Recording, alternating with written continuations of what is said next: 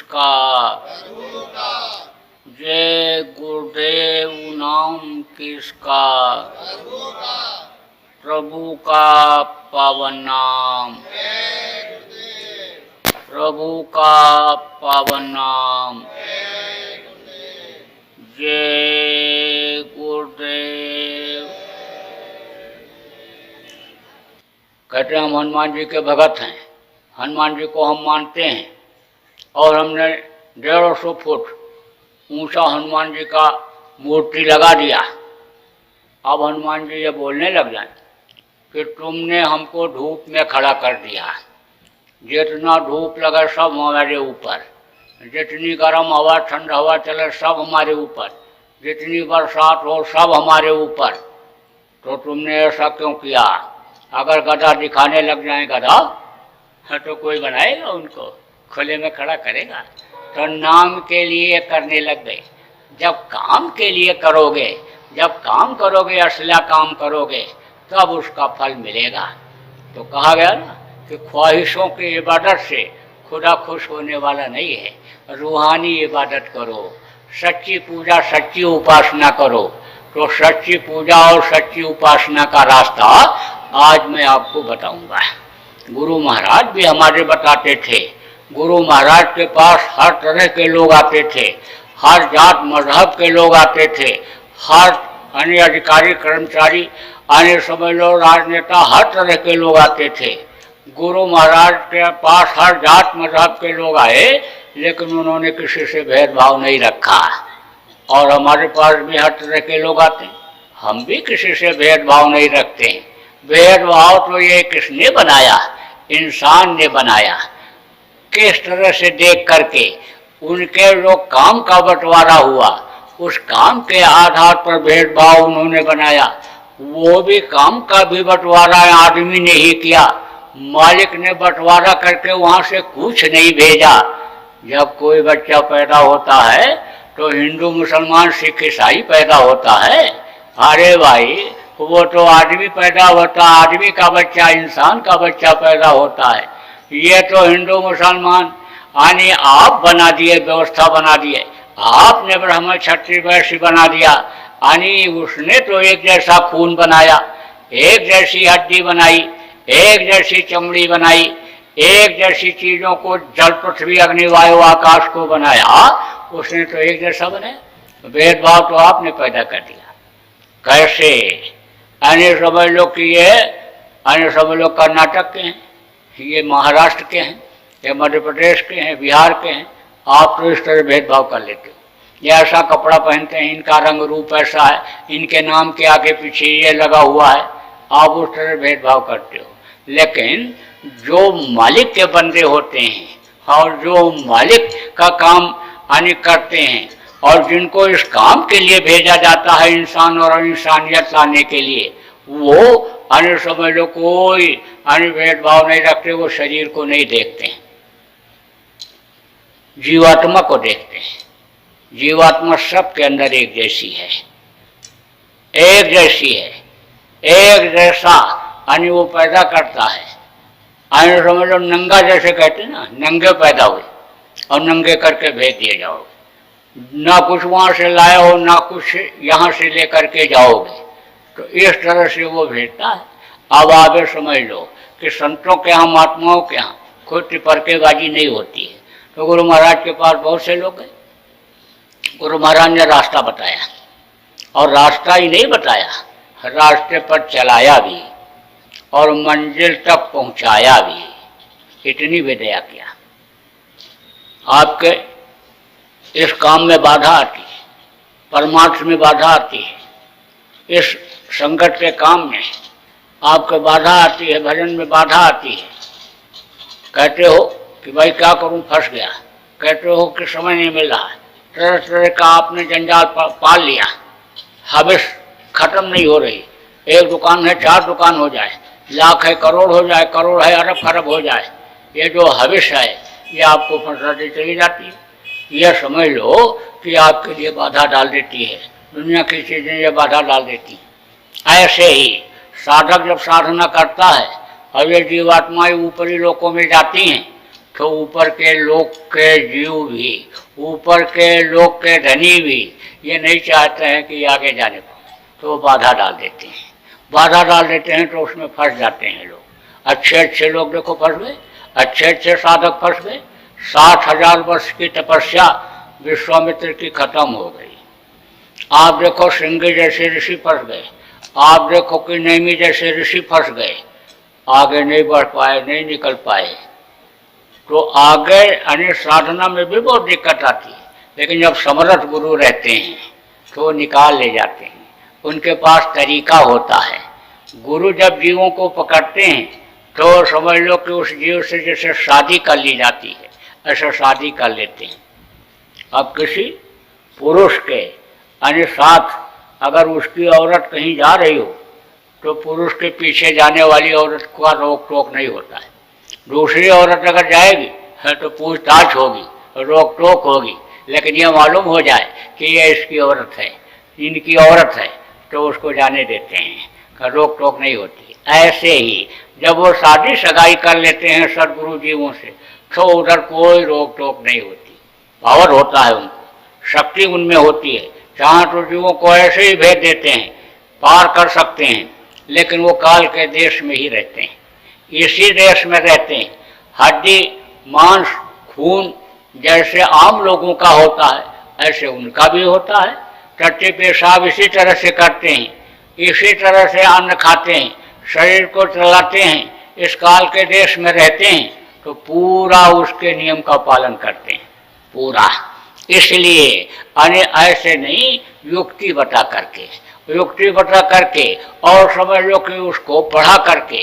जैसे मास्टर अगर चाहे तो उसको पावर होता है, यानी कोई लड़का अन्य समझ लो अगर कमजोर भी है और लिखा है तो उसको नंबर बढ़ा के दे करके और पास कर सकते हैं या आगे बढ़ा सकते हैं, उनको पावर होता है। लेकिन ऐसा नहीं करते हैं, वो उसको पढ़ाते हैं मेहनत से, और मेहनत से पढ़ा करके जानकारी करा करके और नंबर आने समझ लो दिलवा देते हैं, तो वो अच्छे मास्टर होते हैं। ऐसे ही जो सदगुरु होते हैं वो आने समझ लो उनके द्वारा कर्मों को करवा करके और दया करके और जीवों को पार कर दिया करते हैं। अब गुरु और सदगुरु में अंतर होता है। गुरु तो जो कुछ भी कोई काम बतावें उन्हीं को लोग गुरु मान लेते हैं, गुरु कहने लगते हैं। चाहे अच्छा काम बताते चाहे बुरा, आजकल तो बुरे वाले को भी गुरु कहने लग जाते हैं कि इन्होंने हमको चोरी करना सिखाया, इन्होंने हमको जुआ सिखा दिया, ये हमारे गुरु हैं। लोग उनको गुरु कहने लग जाते हैं। तो अब आप ये समझो कि गुरु कई तरह के होते हैं। नाम जो रखते हैं उनको भी गुरु कहते हैं कि हमारे नाम रखने वाले गुरु हैं।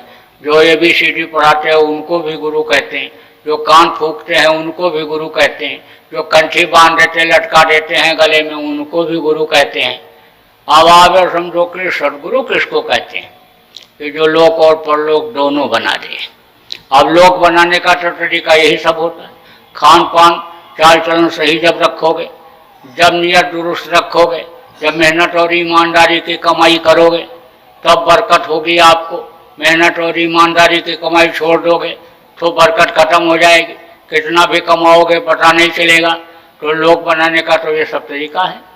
किसी को क्रोध आ जाए, गुस्सा आ जाए, चुप हो जाओ, कम खाओ तो अन्य समझ लो बीमारी नहीं आएगी, डॉक्टर के पास नहीं जाना पड़ेगा।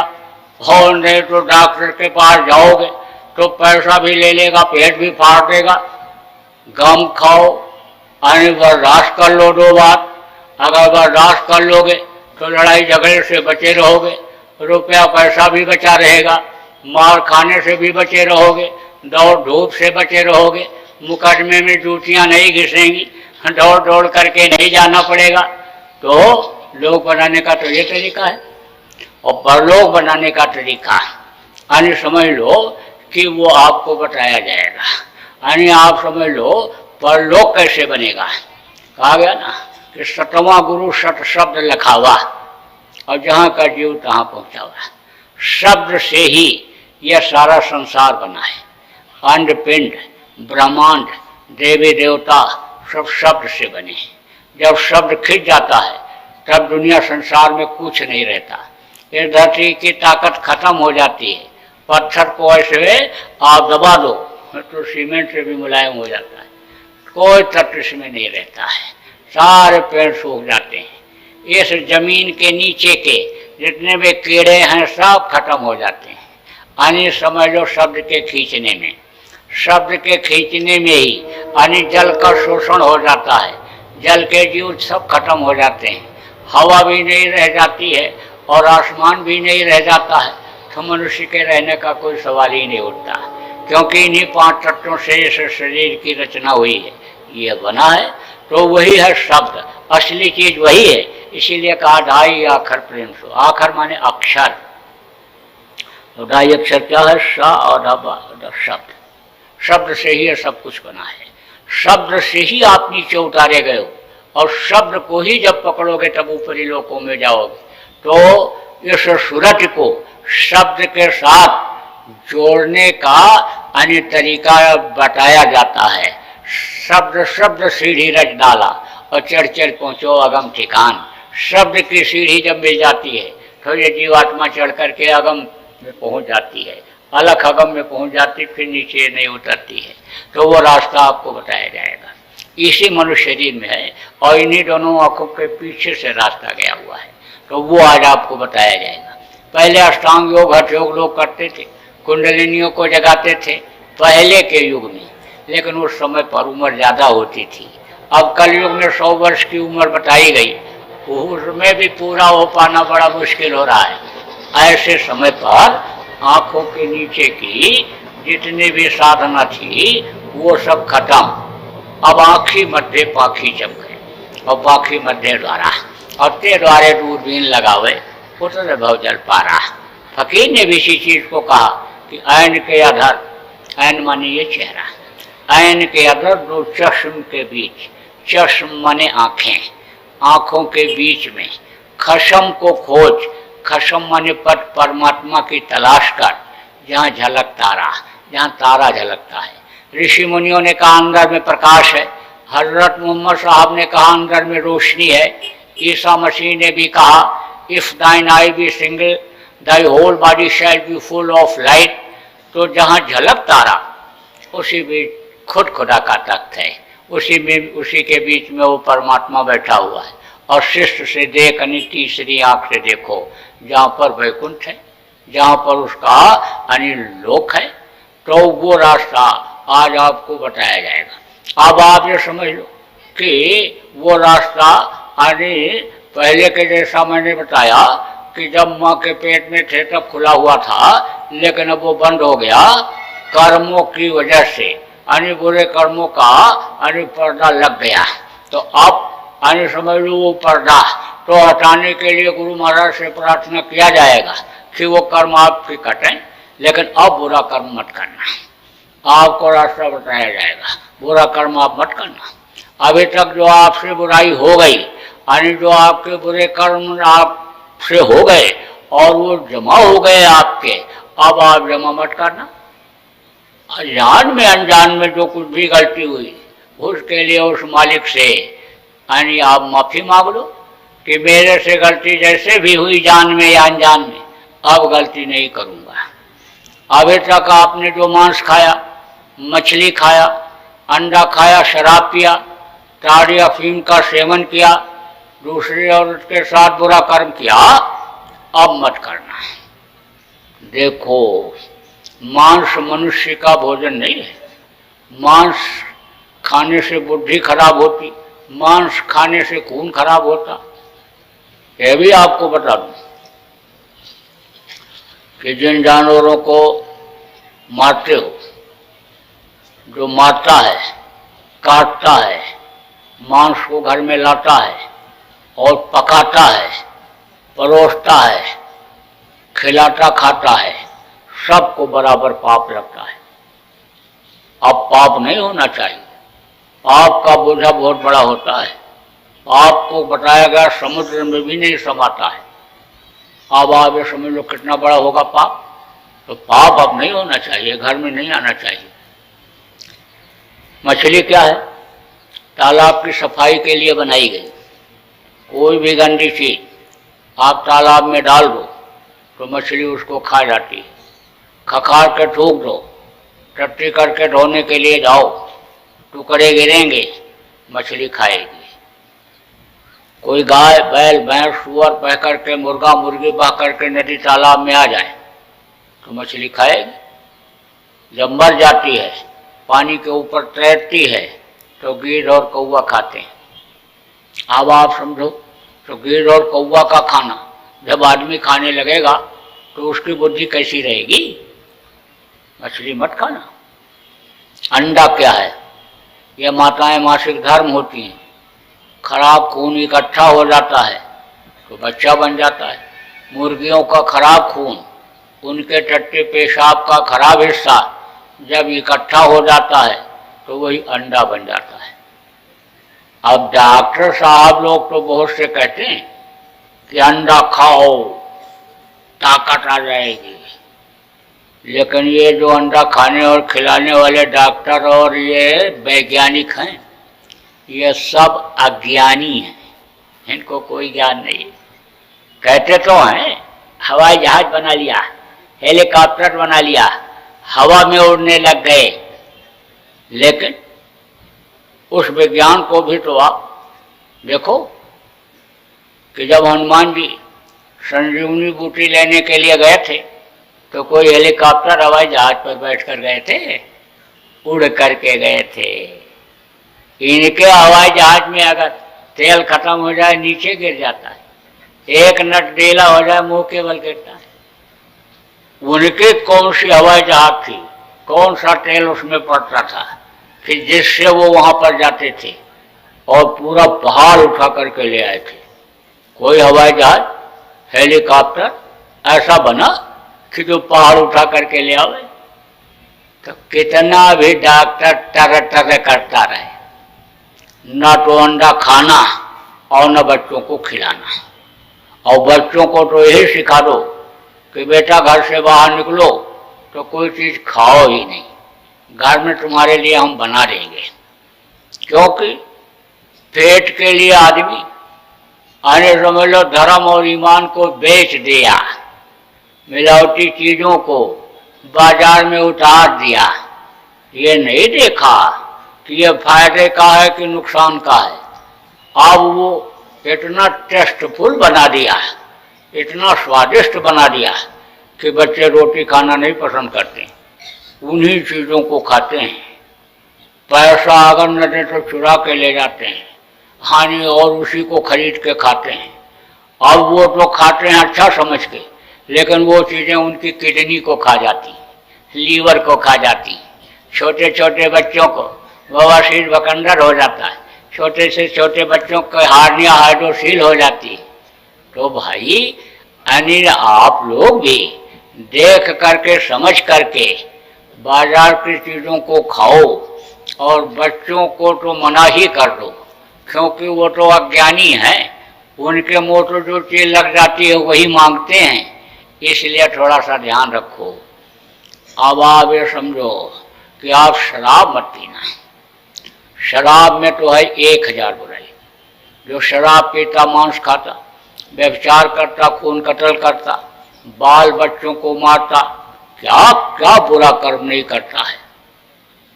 अब आप इसमें कोई राजस्थान के लोग जरूर हो गए, क्योंकि राजस्थान के लोग हर जगह मिलते हैं। एक राजस्थान भाई ने कहा जहाँ न जाए बैलगाड़ी वहाँ जाए माड़वारी। उसने बताया कहा 600 वर्ष पहले यानी हमारे पूर्वज लोग यहाँ आए थे बैलगाड़ी से। रबी कोटा है, वहीं का आदमी ने बताया, कई साल पहले मैं गया था तो बताया था उन्होंने। तो सब जगह हैं। अब वहाँ पर राजस्थान में कहावत है कि भांग मांगे भूंगड़ा और गांजा मांगे घी। मैं आपको बता दूं कि कुदरत ने, प्रकृति ने बहुत सी चीज़ों को आदमी के लिए बनाया खाने पीने के लिए। कुछ चीज़ें ऐसी हैं कि जो बहुत ताकतवर हैं और अच्छी हैं, लेकिन वो देर में हजम होती हैं। अब उसको हजम करने के लिए दूसरी चीज़ बना दिया। जैसे केला है, फायदा करता है, पेट साफ करता है, ताकत देता है, लेकिन देर में हजम होता है। इलायची खा लो, केला हजम हो जाएगा। अरुई की सब्जी है, अरुई की सब्जी गरिष्ठ होती है, ताकतवर होती है, लेकिन अजवाइन उसमें डाल दो तो उसकी गरिष्ठता खत्म हो जाती है, कम हो जाती है। उड़द की दाल बहुत ताकत देती है, लेकिन गरिष्ठ होती है, देर में हजम होती है। और उसमें अगर हींग डाल दो, हींग से उसको बघार दो तो गरिष्ठता कम हो जाती है।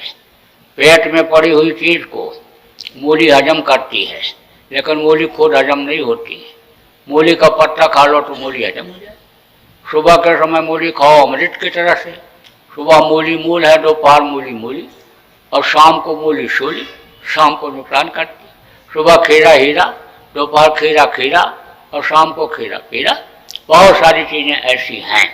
सुबह उठो पानी पियो, और पानी पी कर लेटरिन जाओ, टट्टे मैदान शौच के लिए जाओ, पेट एकदम से साफ। रात को भोजन के बाद दूध पियो, और दूध पी कर सो तो बढ़िया सुबह अन्य समझ लो कि पेट साफ हो जाएगा। तो कहा गया ना कि दिनांतरे पिबत दुग्धम, अनुशांतरे पिबत वारी, और भोजनांतरे पिबत तक्रम श्वास वर्धकम। अब तक्र क्या है? कहा तक्रस्य इंद्रस्य, यानी तक्र शक्रस्य दुर्लभम।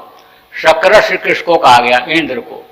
तो कहा गया इंद्र को चक्र यानी नहीं मिल सकता है। अब तक्र क्या है?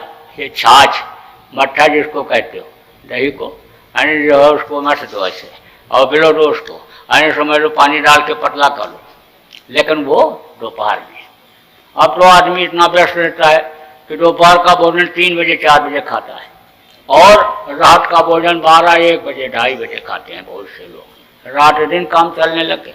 पहले ऐसा नहीं था, पहले 11 बजे तक खा लेते थे, और शाम को 6 और 7 बजे के बीच में लोग खा लेते थे। नियम सब बदल गया, यानी समझ लो परिस्थितियाँ बदल गई। यानी आप ये समझ लो कि पहले लोग खाना घर में खाते थे और लेटरिन जंगल के लिए बाहर जाते थे। अब लेटरिन घर में करते हैं और खाने के लिए होटल में जाते हैं। तो बदल गया नियम कि नहीं बदल गया? आप ये समझो कि सबसे पहले के समय में ये जो माताएं होती थी, ये लड़कियों को यानी झाड़ू लगाना सिखाती थी, बर्तन धोना सिखाती थी, रोटी बनाना सिखाती थी। और आप ये कहती हैं बस तुम पढ़ो और तुमको हम रोटी तुम्हारे वहीं टेबल पर पहुंचा देंगे, हर चाय काफ़ी वहीं पहुंचा देंगे।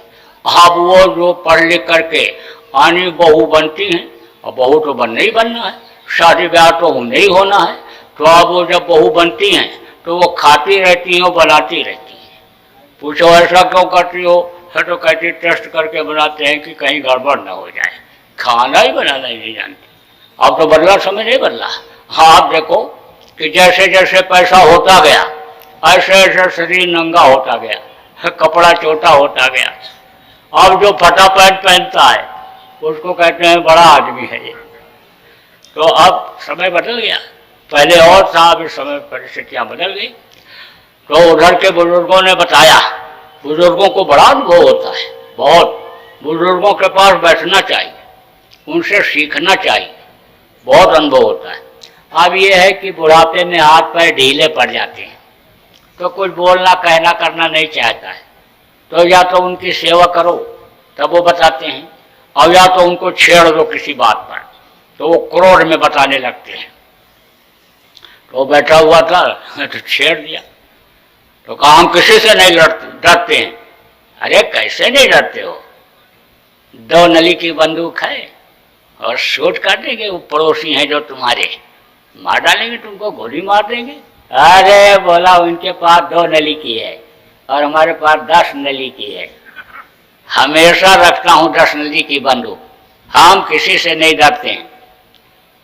तो कहा काका तुम ऐसे ही नंगे बैठे हो, धोती पहने गौछा डाले हो गले में, तुम्हारे पास न कोई कुर्ता है न जेब है, कहाँ रखे हो तुम 10 नली की बंदूक?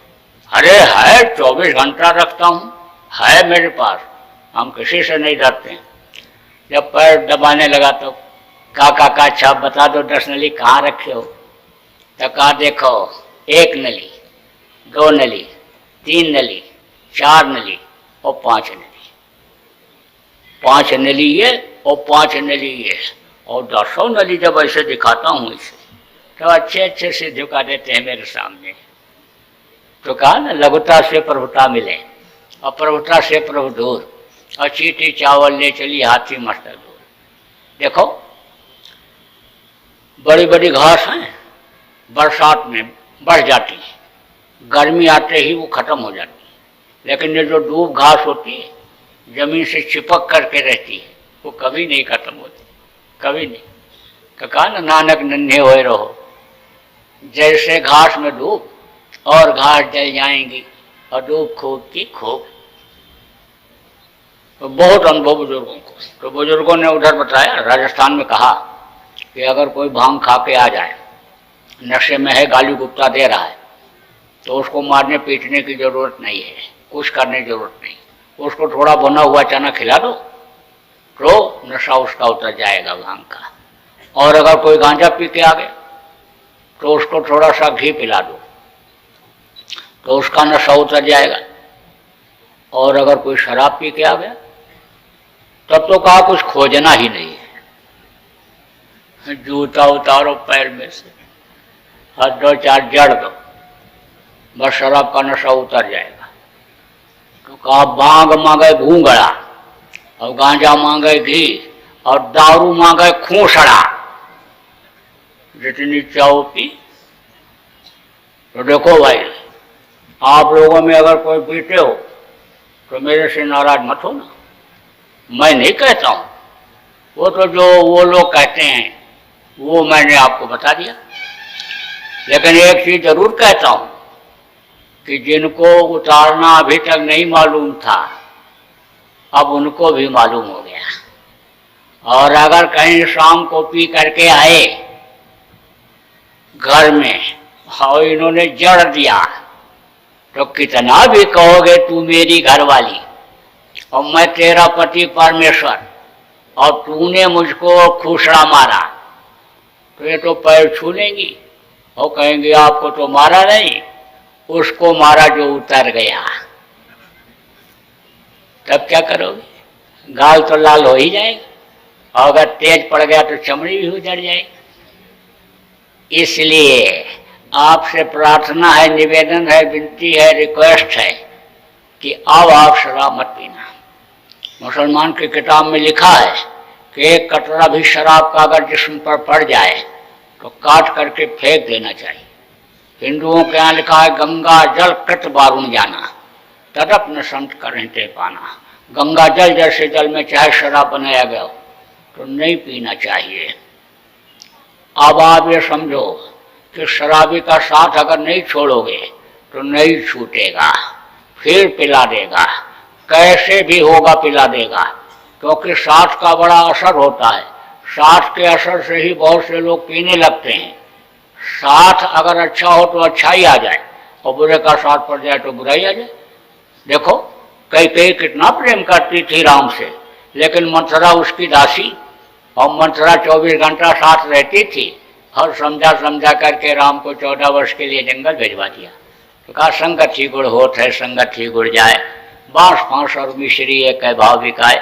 मिश्री के अंदर रस्सी, बांस के टुकड़े पड़े रहते हैं, वो भी मिश्री के भाव बिक जाते हैं। अच्छे का साथ करना, अच्छे लोगों के पास अब बैठना, उनका साथ मत करना, और संकल्प बना लो बात से नहीं पिएंगे। संकल्प बना लोगे तो छूट जाएगा। एक आध दिन थोड़ी सी यानी बेचैनी तो होगी, लेकिन संकल्प याद रखना कि संकल्प न टूट जाए। प्राण जाए और वचन न जाए, यानी वचन जो दे दिया, जो दक्षिणा में दे करके चले आए, आप उसको वापस नहीं लेना है तो आपका छूट जाएगा।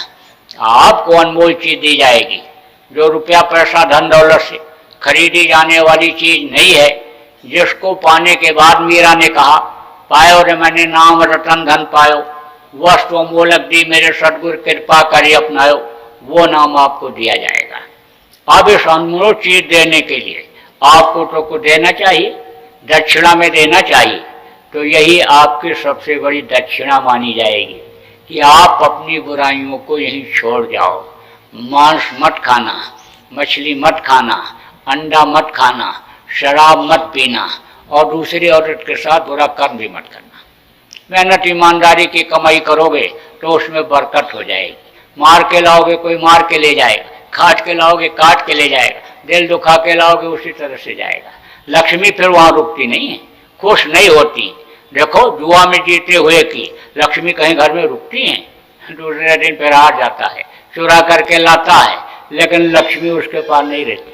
चुरा करके लाने वाले के पास अगर लक्ष्मी रुक जाए, पैसा रुक जाए तो अरब खरबपति हो जाए। लेकिन पूछो चोरी कितना किया, और खरबों रुपए की है, तेरे पास कितना? कुछ नहीं, खुश नहीं होती है। इसलिए आप इस चीज का थोड़ा ध्यान रखोगे तो अच्छा रहेगा। आपको नामदान दूंगा, आप ज़्यादा देर तक इंतजार आपको नहीं कराऊंगा, आपको नामदान दूंगा, ध्वन्यात्मक नाम बताऊंगा, जिसके लिए गोस्वामी जी ने कहा कलयुग केवल नाम अधारा, सुमिर सुमिर नर उतर नहीं पारा। वो नाम आपको बताऊंगा। दो तरह का नाम होता है, वर्णात्मक नाम और ध्वन्यात्मक नाम। वर्णात्मक नाम को मुंह से लिया जाता है। देखो जब जब महापुरुष आते हैं तो नाम को जगाते हैं। त्रेता में राम आए, राम नाम जगाए, द्वापर में कृष्ण आए, कृष्ण नाम जगाए। ऐसे ही अन्य समझ लो, इस समय पर जब कलयुग में गुरु महाराज आए तो उन्होंने जय गुरुदेव नाम को जगाया। तो नाम को जगाने वाले तो गुरु महाराज चले गए, लेकिन जय गुरुदेव नाम में अभी शक्ति ताकत है। जब उन्होंने जगाया था तो बहुत से लोगों ने परीक्षा लिया। ऐसे जा रहे हैं, मधुमक्खियाँ छेदने लगी, तो जब मधुमक्खियाँ छेदने लगती हैं तो बगल का ही आदमी भाग जाता है छोड़ करके, क्योंकि छुड़ाने वाले को ही वो लग जाती हैं। तो जब कोई सहारा विकल्प नहीं बचने का तो जय गुरुदेव जय गुरुदेव जय गुरुदेव बोला, बस तेज हवा चली ऐसे और धूल उड़ी, मधुमक्खियों की आंखों में पड़ी, छोड़ करके चली गई। मधुमक्खी कहीं भी अगर किसी को आपको लग जाए तो धूल उड़ाना से शुरू कर दो।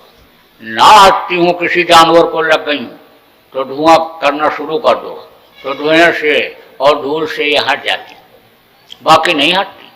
अगर लगी हो किसी को और तालाब में भी कूद जाता है, डुबकी जब तक लगाया जाएगा तब तक वो ऊपर मड़राती रहेंगी, और जैसे निकलेगा तैसे फिर पहुंच जाएंगे। एक ने डंक अगर मारा तो समझ लो कि पानी उसका एक डंक अंदर गया, दूसरा फिर जम जाता है, और फिर दूसरी मक्खी जहाँ रहेगी उसी के पास पहुंच जाएगी। हानि जितनी होंगी सब लग जाती हैं, उनमें ऐसा होता है।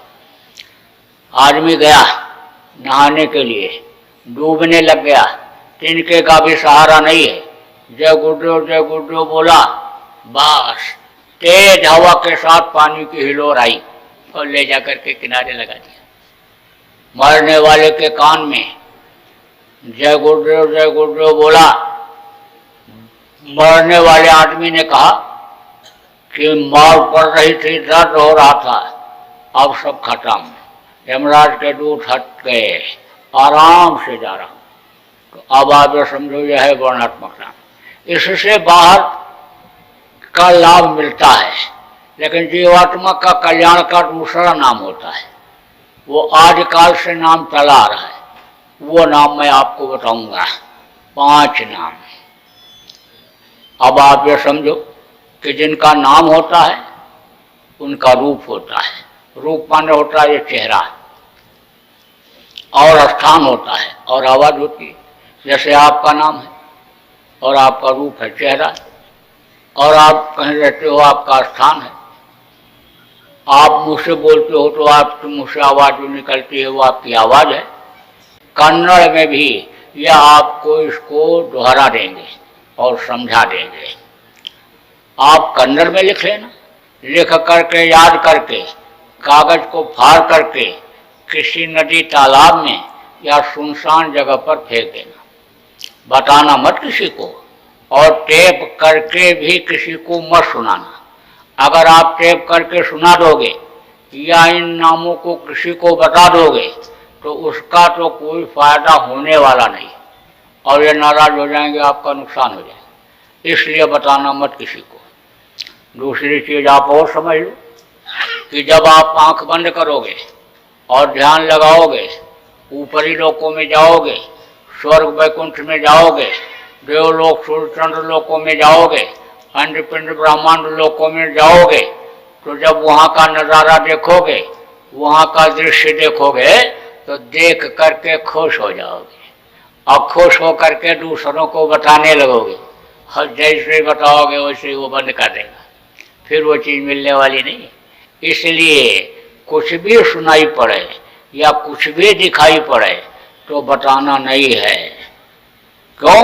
क्योंकि अक्सर देखा जाता है कि खुशी जब कोई मिलती है तो वो झलकने लगती है। कहा ना, खैर खून खांसी खुशी, बैर प्रीत मद पान, और रहीमन दाबे ना दबे जाने सकल जहान।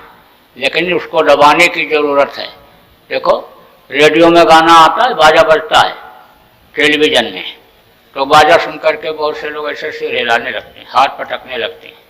अब आप ये समझ लो कि अन्य आवाज़ न दूर जा रही हो, लेकिन ऐसे ऐसे हो तो समझ लो कि कुछ सुन रहा है, मस्त है। ऐसे ही जब वो मस्तानी आवाज़ साधक सुनता है तो हजम नहीं कर पाता, लोगों से बताने लगता है। बताना मत, ये चीज़ बिल्कुल रट लो, याद कर लो। कोई चीज़ भी दिखाई पड़े या सुनाई पड़े तो बताना नहीं। आपको अगर उसमें कोई दिक्कत आती है, परेशानी आती है, बाधा उत्पन्न होती है, तो हमारा आश्रम उज्जैन में है, बाबा जय गुरुदेव आश्रम उज्जैन, मध्य प्रदेश लिख दो, चिट्ठी पहुंच जाएगी। इसके अलावा वहाँ कार्यक्रम होते रहते हैं, आप कार्यक्रम में आ जाओ, आपको कोई दिक्कत परेशानी है आप पूछ लो। अभी होली का कार्यक्रम वहीं पर होगा, 28 फरवरी 1-2 मार्च को कार्यक्रम होगा, आप उसमें आ जाना। यहाँ जिनको आप ये समझो कि अच्छे साधक हैं, आप उनसे भी पूछ सकते हो, लेकिन आपको जो दिखाई सुनाई पड़े उसको नहीं बताना है। आपको जो कोई दिक्कत आवे, बाधा आवे, परेशानी हो, तो बता सकते हो। आप फोन से भी बात कर सकते हो, जिनको दिक्कत आती है पूछ लेते हैं। 2 दरवाजे, कहते 2 दरवाजे बड़े बड़े, एक उत्तर की तरफ एक दक्षिण की तरफ। अब बताइए किधर बढ़े आगे? कहते कुएं में गिर गए, और कुआं घूम रहा है, ढक्कन बंद हो गया, बताइए कैसे निकले?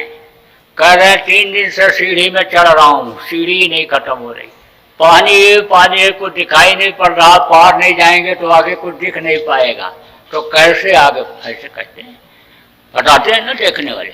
ये कह रहे हैं हीरा ले लो, मोती ले लो, जवाहरात ले लो और आगे मत बढ़ो, लौट जाओ। कहते हैं जाओ तुमको मैं रिद्धि सिद्धि देता हूँ, कामधेनु कल्प वृक्ष की ताकत देता हूँ, जाओ सिद्धि देता हूँ, मुर्दा छुओगे वो भी जिंदा हो जाए। अब जो उसको ले लेता है उसी में फंस जाता है। इसीलिए सत्संग सुना जाता है और सुनाया जाता है कि छोटी चीज़ों में मत फंसो, बड़ी चीज़ की इच्छा रखो, दुनिया की चीज़ों के लिए एक एक चीज़ के लिए मत दौड़ो, मत मांगो, दुनिया बनाने वाले को पालो। जब दुनिया बनाने वाला मिल जाएगा तो दुनिया की सारी चीज़ें तुम्हारी होंगी, दुनिया की दौलत तुम्हारी होगी। जब उसको अपना बना लोगे तो किसी चीज़ की कोई कमी नहीं रह जाएगी। लेकिन उसको जब तुम भूल गए और इधर उधर दूसरों के आगे हाथ फैलाने लग गए तो अन्य समझ लो कि उसी को आपने सब कुछ मान लिया। जो रोजी दे देता है, जो नौकरी दे देता है, जो रुपया पैसा 1-2 लाख दे देता है, लोग उसी को भगवान मान लेते हैं और उसी के पाने के चक्कर में दिन भर रात भर घूमते रह जाते हैं। तो अब आप ये समझो कि उस मालिक को पालो।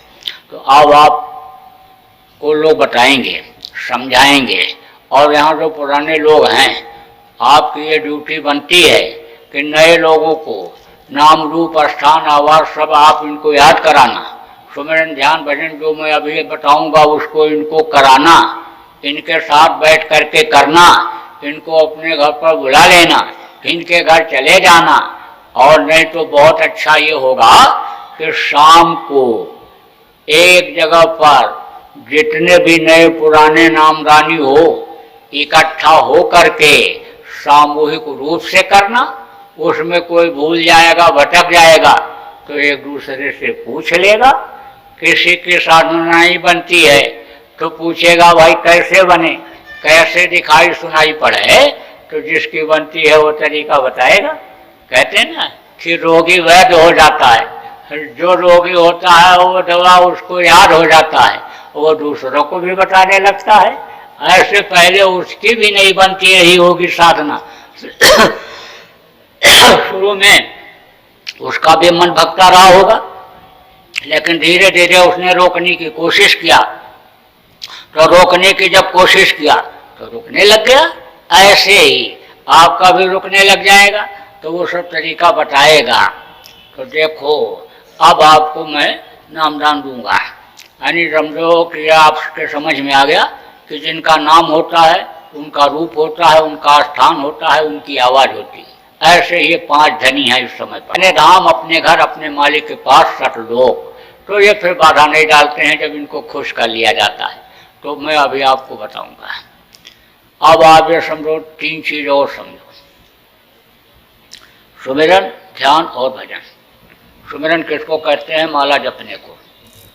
दूसरा है ध्यान। ध्यान किसको कहते हैं? आँख से देखने को। और तीसरा है भजन। भजन किसको कहते हैं? कान से सुनने को। सुमिरन, ध्यान और भजन, 3 चीज आप और समझो। 3 आँख, 3 कान और 3 नाक। तो नए लोग कहोगे भाई ये कैसे? 2 तो आपने देखा सुना, लेकिन 3 कहाँ से हो गई ये? आप बतलाता हूँ आपको। देखो, 2 आँखें ये बाहर, इससे बाहर की चीज दिखाई पड़ती, और एक आँख अंदर है जीवात्मा में। जीवात्मा यहीं पर बैठी हुई है। इसके नीचे 5 स्थान, ये कंठ चक्र, हृदय चक्र, नाभि चक्र, इंद्रिय चक्र और गुदा चक्र। 5 स्थान नीचे और 5 स्थान ऊपर। सहस्रदल, कमल, त्रिकुटी, दशमा द्वार, भौर गुफा, ये बीचों बीच में यहाँ पर बैठी है। यानी आप समझ लो कि शरीर का बीचों बीच तो समझ लो इधर ये बताया गया, लेकिन ये समझ लो कि जीवात्मा यहाँ जहाँ बैठी है बीचों बीच ये है। क्योंकि ऊपर का स्थान बहुत कम लोगों को मालूम है, जो साधक हैं, अच्छे सिद्ध हैं या संत हैं, उनको मालूम। बाकी नीचे का तो ये वर्णन करते हैं लोग कि गुदा चक्र है, और यहाँ पर गणेश जी का स्थान है, और जो है नाभि चक्र पर यानी इंद्रिय चक्र पर यानी ब्रह्मा और सावित्री का स्थान है, और यहाँ पर विष्णु और लक्ष्मी का स्थान है, और यहाँ पर हृदय चक्र पर शिव और पार्वती का स्थान है, और कंठ चक्र पर आद्या महाशक्ति का स्थान, इन तीनों की माँ का स्थान है। यहाँ तक का तो लोग भेद बताते हैं, जानते हैं। लेकिन जीवात्मा से ऊपर का, जहाँ जीवात्मा बैठी हुई है, इसको भी जानते हैं कि 10वां द्वार है। बाकी सब यहाँ कान मुँह ये सब कहते हैं 9 द्वार शरीर में है, और 10वां द्वार वहाँ है, पिंडी 10वां द्वार जहाँ पर। इतनी तक जानकारी लोगों को है, लेकिन आगे की जानकारी तो बहुत कम लोगों को है। जो संत होते हैं, जो अच्छे साधक होते हैं, सिद्ध होते हैं, उनको ये होती है। तो 5 स्थान ऊपर और 5 स्थान नीचे, बीचों बीच में ये बैठी हुई। एक आँख उस जीवात्मा में है। इन बाहरी आँखों से बाहर की चीज़ें दिखाई पड़ती हैं, और जीवात्मा की आँख से ऊपरी लोगों की चीज़ें दिखाई पड़ती हैं। स्वर्ग, वैकुंठ, देवलोक, पितृलोक की चीज़ें दिखाई पड़ती हैं। तो दो आँख बाहर, एक अंदर, 3 आँख। 2 कान ये बाहर, इससे बाहर की आवाज़ सुनाई पड़ती। एक कान अंदर जीवात्मा में, उससे ऊपरी लोगों की अनाहत वेदवाणी, आकाशवाणी जो हो रही, वो ऊपरी लोगों की आवाज़ सुनाई पड़ती। तो 2 कान बाहर, एक अंदर, 3 कान और 3 नाक। देखो, एक सुराख है दाहिनी तरफ और एक है बाईं तरफ, ये तो नाक है। अब जिसको आप नाक कहते हो, ये तो समझ लो जैसे 2 नाले के ऊपर पुल बना दिया जाए, ऐसे उसने बना दिया। किसने? जिसके लिए कहा गया ना, अजब तेरी कारीगरी रे करतार, जान ही न जाने माया तेरी बदले रंग हजार। देखो, कई हजार आदमी आप बैठे हो, लेकिन चेहरा किसी का किसी से मिलता है? चेहरा या किसी का किसी से नहीं मिलता। ये उसकी कारीगरी है। तो उसने ये बनाया, एक नाक इधर और एक इधर, 2 नाक, और एक नाक अंदर जीवात्मा में। उससे ऊपरी लोगों की खुशबू मिलती है, और वो खुशबू जब मिल जाती है तो साधक मस्त हो जाता है। इतना नशा उसका कि वो नशा उतरता ही नहीं। कहा ना, भांग बकूरी सोडा पान उतर जाए प्रभात, और नाम कुमारी नानका चढ़ी रहे दिन रात। वो नशा हमेशा चढ़ा रहता। कहा ना, जो अलग से है मस्ती में डूबे, होश कब है उन्हें जिंदगी का।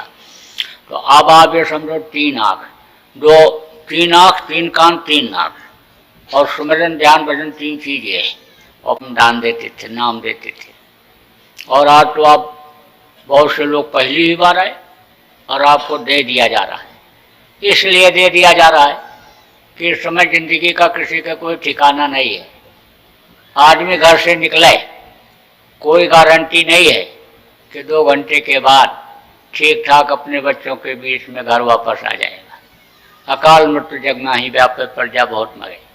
और शरीर अगर ये छूट गया तो समझ लो कि फिर जल्दी मिलने वाला नहीं, और मिला भी और कोई रास्ता बताने वाला सद्गुरु मिला नहीं तो फिर फंस जाओ।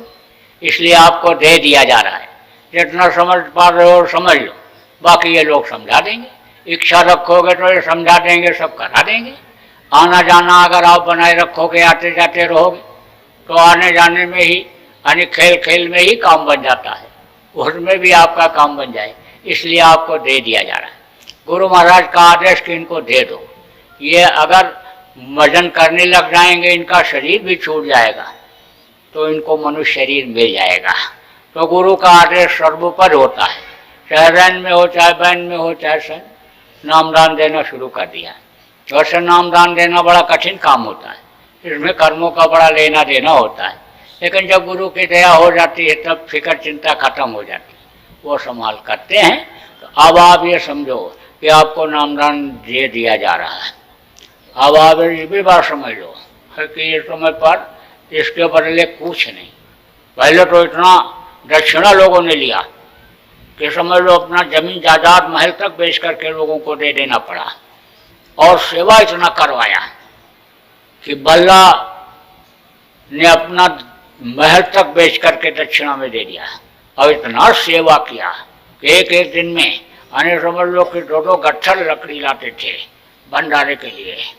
परीक्षा लेते हैं जब तो कस के लेते थे पहले, जैसे कहते हैं ना कि सोना को जब तपाया जाता है तब अन्य समझ लो उसमें निखार आता है। ये हीरा होता है, हीरा बाहर से चमकता है, ये तो नमक के दर्जे की तरह होता है। तो जितने इसकी रगड़ाई करते हैं उतनी इसमें चमक आती है। ये तब उसी तरह से पहले खूब रगड़ाई होती थी। हाँ, अभी समय पर तो कुछ नहीं है, अभी तो आप पहली बार आए और आपको दे दिया जा रहा है। तो अब आप ये समझो कि आपको दिया जाएगा, तो बैठ जाओ।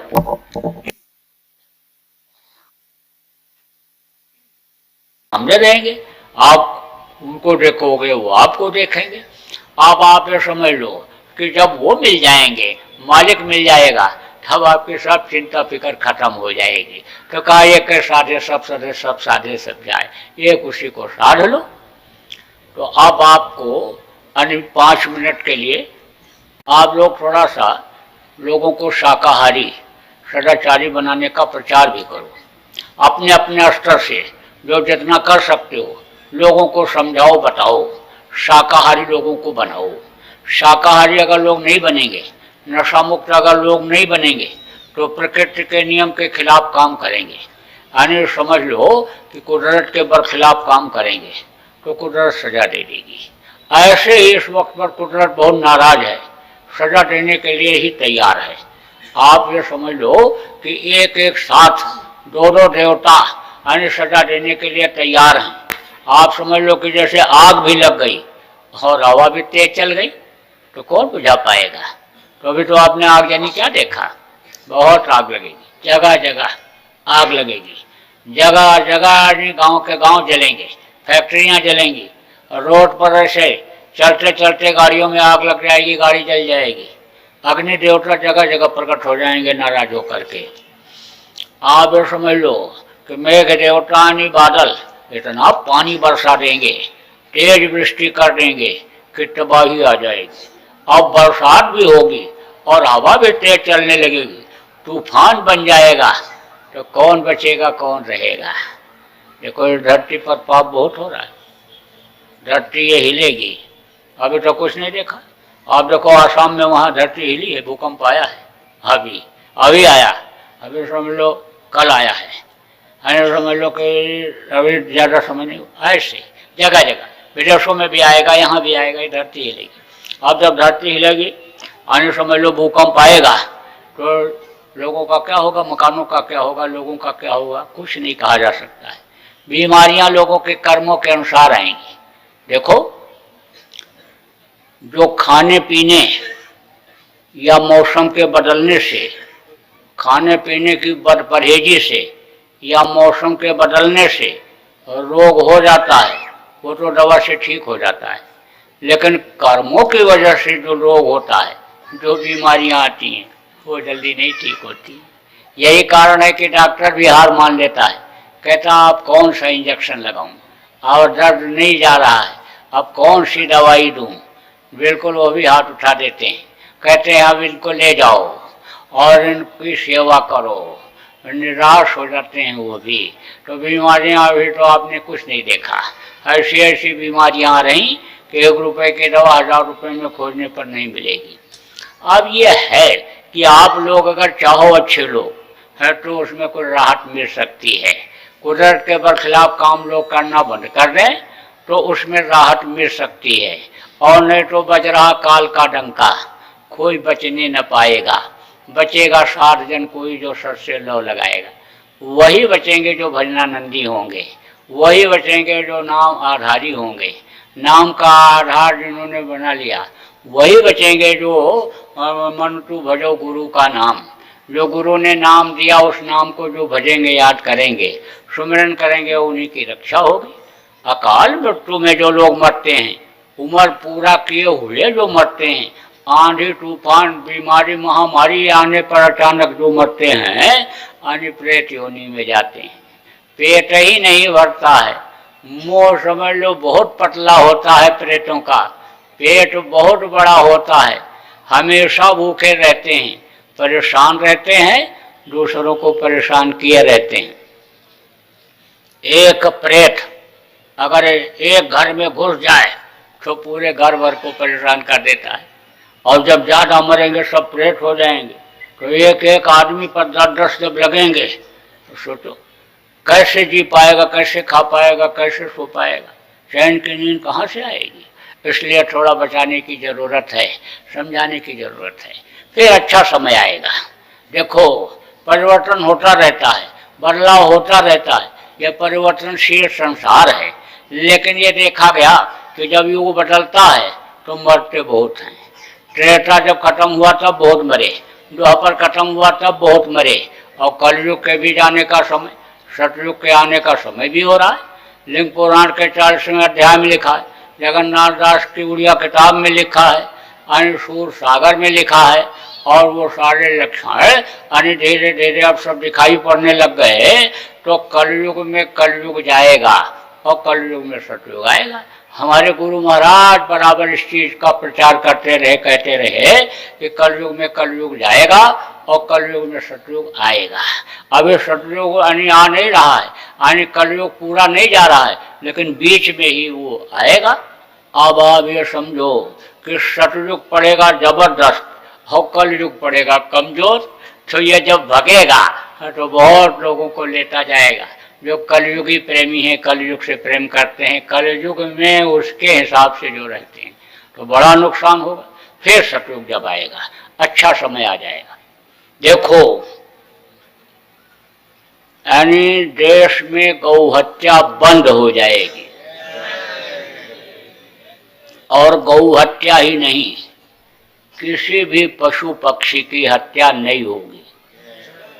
कश्मीर से कन्याकुमारी तक, गुवाहाटी से चौपाटी तक कोई भी मांस की, शराब की, अंडे की दुकान ही नहीं होगी, सब बंद हो जाएंगे। ये जो धंधा करते हैं जब मेरे कहने पर बदल देते हैं तो उनकी ज़्यादा आमदनी होने लगती है।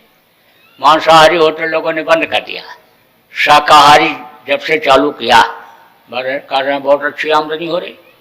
अंडे का ट्रे फेंक दिया, काम को जानकारी नहीं थी कि इसमें जीव होता है और जीव हत्या होती है और इसको नहीं खाना चाहिए, ये नुकसान करता है।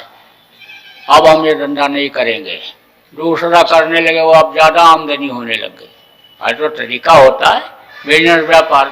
हाँ आदमी बहुत कमाता है लेकिन बचत नहीं हो पाती है। मेरे पास तो वो तरीका है कि बता दो, एक कमाए 10 खाएं। तो अब आप ये समझो ये सब बंद हो जाएंगे, व्यवस्था बदल जाएगी। देखो भारत का संविधान बहुत पुराना हो गया, जब बना था तब की परिस्थितियां और थी, अब परिस्थितियां बदल गई, इसलिए पूरा लाभ लोगों को उस आधार पर नहीं मिल पा रहा है। न्याय करने वाले न्याय नहीं कर पा रहे, न्याय मिलने वालों को न्याय नहीं मिल रहा, सुरक्षा वाले सुरक्षा नहीं कर पा रहे, सुरक्षा लोगों को मिल नहीं रहा है, रोटी रोटी की समस्याएं बराबर बनी हुई, कानून और नियम इतना पेचीदा हो गया कि अब आज की परिस्थिति में आदमी उसको झेल नहीं सकता। इसमें संशोधन हो जाएगा, परिवर्तन भारी हो जाएगा और ये संविधान बहुत सरल हो जाएगा। आगे चल करके नियम कानून बहुत सरल हो जाएगा और बहुत आसान हो जाएगा। जब आदमी के अंदर मानवता आ जाएगी, सदाचार त्याग सेवा की भावना जब आ जाएगी, नैतिकता जब लोगों के अंदर आ जाएगी और नियम कानून सरल हो जाएगा तो लोग उसका सब पालन करेंगे। जब तक नैतिकता नहीं आती है, कितना भी नियम कानून बना लो आप, कितना भी आप सुख सुविधा दे दो, लेकिन वो लोगों को नहीं मिल पाती है। ये जितनी भी सरकारें हैं, चाहे केंद्र की हो चाहे प्रांतों की हो, सब लोग लोगों का अच्छा चाहते हैं, वो करते हैं, लेकिन अन्य कुछ ऐसे लोग, बुरे लोग उसमें घुसे पड़े हैं कि जो उसको ठीक से लागू नहीं होने देते। देखो, पार्टियां जो भी बनती हैं वो अच्छे वसूल को लेकर के ही लोगों के सामने आते हैं, पेश होते हैं, लेकिन जब उसमें गलत लोग घुस जाते हैं तो अन्य वो गड़बड़ करने लगते हैं। अरे हम तो कहते हैं जितनी राजनीतिक पार्टियां हैं इनको सबको खत्म कर दिया जाए और पार्टियों में से अच्छे लोगों को निकाल लिया जाए, जो शाकाहारी हों, सदाचारी हों, देशभक्त हों, उनको निकाल लिया जाए। कुछ को पक्ष में बैठा दिया जाए, कुछ को विपक्ष में बैठा दिया जाए। अभी देखो व्यवस्था सब सही हो जाए, सब सही हो जाए तो आगे चल करके भारी परिवर्तन होगा, बड़ा बदलाव हो जाएगा, नियम कानून में भी बदलाव हो जाए, लोगों के सुख सुविधा के अनुसार आने समय जो सब बन जाएगा, व्यवस्था बहुत सही हो जाएगी। लेकिन ये जो बीच का आने समय है ये खराब है, इसमें अभी चोरी डकैती व्यभिचार कत्ल अपहरण ठगी ये सब बहुत बढ़ेगी। इसको सावधानी से थोड़ा पार करना है और लोगों को कराना है। तो देखो, ज़्यादा समय आपका नहीं लूँगा। हमारा आश्रम है उज्जैन में, उज्जैन मध्य प्रदेश में है, वहाँ कार्यक्रम होते रहते हैं। अभी 28 फरवरी, 1 और 2 मार्च को होली का कार्यक्रम वहीं पर होगा। आप थोड़ा समय निकाल लेना, आप संकल्प बनाओगे तो पहुँच जाओगे, आपका कोई नुकसान नहीं होगा। दुकान बंद करके भी चले जाओगे, लौट करके आओगे तो जितना दिन बंद रहेगा उसका सब हिसाब आपको मिल जाएगा। 15 दिन की आमदनी नोट कर लो और लौट के आना, फिर 15 दिन की नोट कर लेना, यानी जितना दिन बंद रहेगा उसको भी जोड़ लेना। इस आमदनी से उसमें ज़्यादा आप देखोगे कोई नुकसान नहीं होता। देने वाला उस पर विश्वास करो। अजगर करे न चाकरी और पंछी करे न काम, हरदास मलूका कह गए सबके दाता राम, सबको वो देता है। अब आप ये सोचो कि पैदा होने के पहले जो माँ के स्तन में दूध भर देता है, परवरिश वो करता है, देता वो है। लेकिन जब आप कहते हो मैं नहीं करूँगा, नहीं होगा, तो आदमी चला जाता, बीमार हो जाता, अस्पताल में भर्ती हो जाता है, तो भी गृहस्थी चलती रहती है। अब आप इस बात को समझो कि जब मालिक पर विश्वास हो जाएगा तो वो आपको देगा। ये बिल्कुल पक्की बात समझो, अनुभव आप करोगे। ये हमारे साथ लोग चलते हैं, हजारों आदमी हैं, इनसे आप पूछो, सैकड़ों गाड़ियां लेकर के ये सब लोग चल रहे हैं काफिले में, इनसे पूछो इनको कौन देता है? इनको वो मालिक देता है, गुरु महाराज देते हैं। हम किसी को रुपये पैसा थोड़ा देते हैं, हारे आवे समझो, बल्कि ये हमको देते हैं, खर्चे के लिए ये देते हैं। अब ये क्यों देते हैं?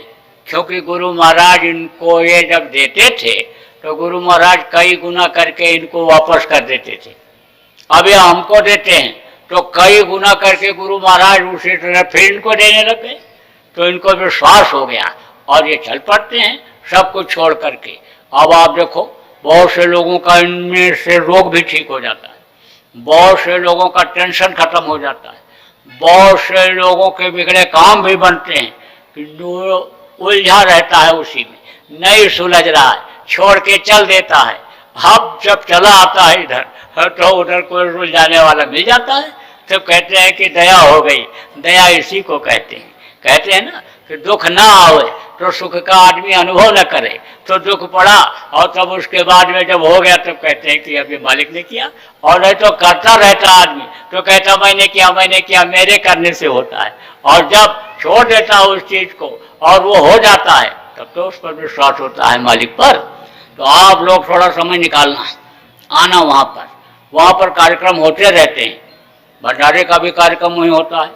अभी पिछले साल 23 मई को भंडारे के कार्यक्रम में 1 लाख लोगों ने वहीं पर शाकाहारी रहने और शाकाहारी लोगों को बनाने का संकल्प लिया, जो golden book of world record में भी दर्ज हो गया। 23 तारीख को काफिला अक्टूबर में वहां से निकला था, 4 प्रांतों में गया। 31वें दिन यानी 31वें दिन उसका समापन हुआ। उसमें प्रेमियों ने जगह जगह पर अन्य समझ लो शाकाहारी लोगों को बनाने का फॉर्म भरवाया। वो अन्य समझ लो योजना बनी 18 लाख के करीब, 1 महीने के अंदर लोगों ने फॉर्म भरवा दिया, उसका भी वर्ल्ड रिकॉर्ड बन गया। तो अब आप ये समझो कि ये काफिला 7 तारीख को निकला है, यानी समझ लो आपके पिछले महीने में। अब ये उधर से मध्य प्रदेश और महाराष्ट्र होता हुआ कर्नाटक आ गया। कल इसका कर्नाटक का अंतिम कार्यक्रम है। फिर तमिलनाडु चले जाएंगे, वहाँ से फिर आपके आंध्रा में आ जाएंगे, और फिर आपके यानी उधर यानी समझ लो यानी कि उधर आपके फिर महाराष्ट्र जाएंगे, तेलंगाना के बाद उधर फिर महाराष्ट्र में जाएंगे, और महाराष्ट्र के बाद छत्तीसगढ़ जाएंगे, और फिर उड़ीसा जाएंगे। 8 प्रांतों में ये काफिला चलेगा 41 दिन तक। 41वें दिन इसका समापन 16 तारीख को 16 फरवरी को रायपुर छत्तीसगढ़ की राजधानी में होगा। उसके बाद में बीच में भी जाऊंगा और उसके बाद फिर करूंगा कार्यक्रम आपका होली का, और उसके बाद में फिर निकला जाएगा। बराबर चल रहे हैं। थोड़ा भी अगर आप लोग सहयोग कर दो, मदद कर दोगे तो जल्दी काम हो जाएगा, और नहीं तो समय पर हो जाएगा। अब हम ये चाहते हैं कि मरे लोग कम। गुरु महाराज भी यही चाहते थे कि कम लोग मरे। मान लो सतयुग अभी आ जाए और सतयुग देखने वाला ही कोई न रहे, सब मर मिट जाए, तो सतयुग का आनंद क्या मिलेगा। तो हम चाहते हैं लोग सुधर जाएं, बदल जाएं और सतयुग का स्वागत करें और सतयुग का आनंद लें। तो देखो अब ज़्यादा समय आपका नहीं लूँगा, अब 5 मिनट आपको भजन करा करके और फिर छुट्टी कर दूंगा। तो बैठ जाओ थोड़ा भजन पे, डाल लो कपड़ा ऊपर से। कपड़ा सुमिरन में भी डालेंगे, ध्यान में भी और भजन में। गुरुदेव, ये जय गुरुदेव नाम प्रभु भगवान का बराबर याद रखना, और जय गुरुदेव नाम बोलते रहना, और जय गुरुदेव नाम का प्रचार भी करना। कोई भी शाकाहारी, सदाचारी, नशा मुक्त व्यक्ति मुसीबत में जय गुरुदेव नाम बोलेगा तो उसकी मदद होगी। अब एक प्रार्थना होगी, मैं बोलूँगा, आप सब लोग दोहराइएगा, और उसके बाद ये कार्यक्रम संपन्न हो जाएगा। मेहर की नजर करो मेरी ओर, मेहर की नजर करो मेरी ओर, दया की नजर करो मेरी ओर, दया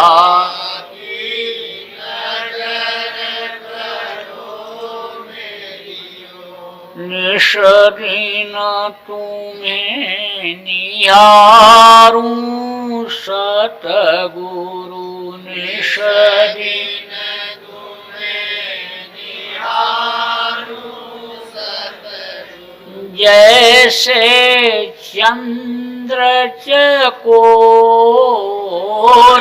जैसे चंद्र चकोर, दया की नजर करो मेरी ओर, दया की नजर करो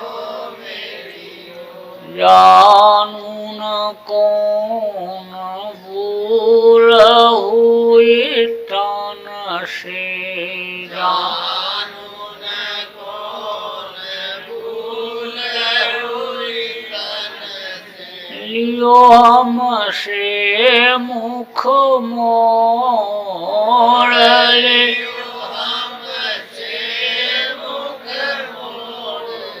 दया की नजर करो मेरी ओर, दया की नजर करो मेरी ओर, बालक जानी चूक बिसराओ,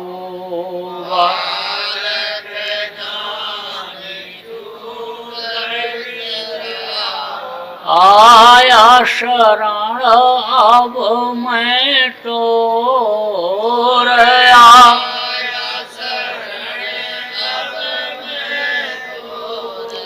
दया की नजर करो मेरी ओर, दया की नजर करो मेरी ओर, सदा दयालु स्वभाव तुम्हारा,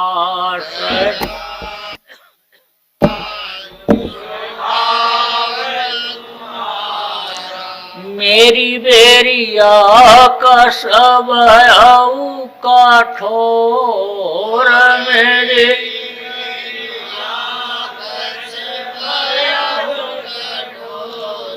दया की नजर करो मेरी ओर, दया की नजर करो मेरी ओर, शरणागत की लाज न राखो,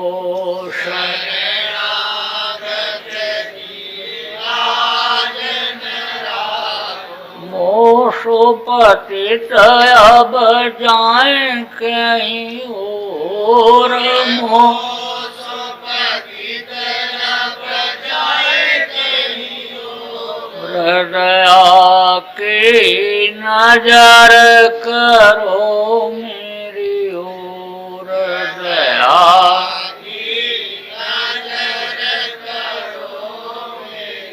अब की बार उबार ले वजोया,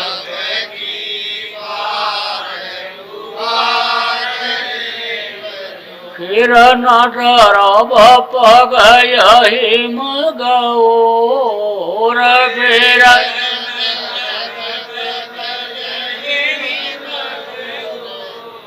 दया की नजर करो मेरी ओर, दया की नजर करो मेरी ओर, मेहर की नजर करो मेरी ओर, मेहर की नजर करो मेरी ओर, जय गुरुदेव।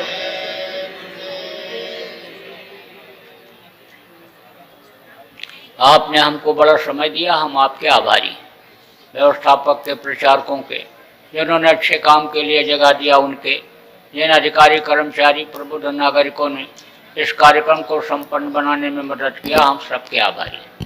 देश प्रेम सब लोग बराबर बनाए रखना। देश की संपत्ति आपकी अपनी संपत्ति है। हड़ताल, तोड़ फोड़, आंदोलन, धरना, घेराव, हिंसा, हत्या से दूर रहना। बराबर बूढ़े बुजुर्गों का, अधिकारियों सम्मान करना, अधिकारियों कर्मचारियों का, और माता पिता की सेवा करना।